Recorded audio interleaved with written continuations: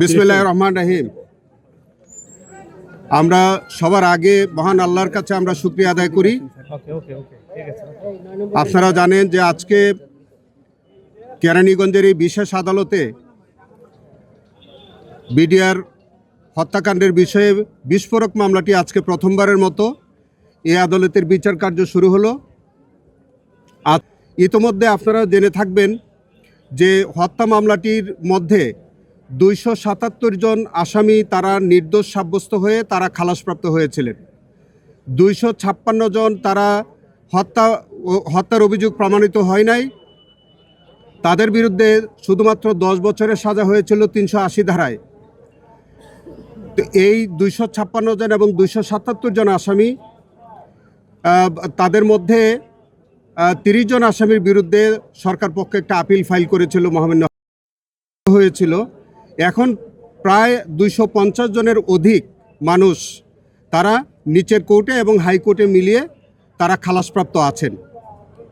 এবং যে 256 জন যাদের 10 বছরের সাজা হয়েছিল, সেই লোকগুলোর সাজা 2010 সাল থেকে আজকে 2025 সাল, তাদের 10 বছরের সাজা ইতোমধ্যে সার্ভড আউট হয়ে গেছে, যার কারণে তাদেরও আর কোনো সাজা বিদ্যমান নাই।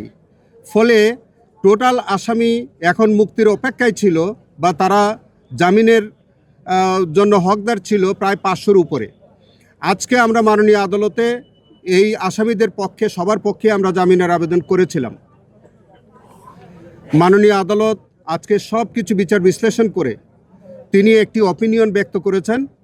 তিনি বলেছেন যে যারা নিম্ন আদালত থেকে প্রথমে হত্যা মামলায় যারা নিম্ন আদালত থেকে তারা খালাস পেয়েছিল এবং যাদের বিরুদ্ধে সরকার কোনো আপিল করে নাই, এই রকম যারা আছে তাদের সংখ্যাটা হচ্ছে প্রায় 250-র উপরে বা 250। সেই মাননীয় আদালত জামিনে মুক্তি দিয়েছেন এবং তিনি মাননীয় আদালত আমাদেরকে নির্দেশ দিয়েছেন যে 250 মানুষ এখন জামিন পেল, তাদের জামিন নামাটা আমরা 2 দিন পরে দাখিল করব।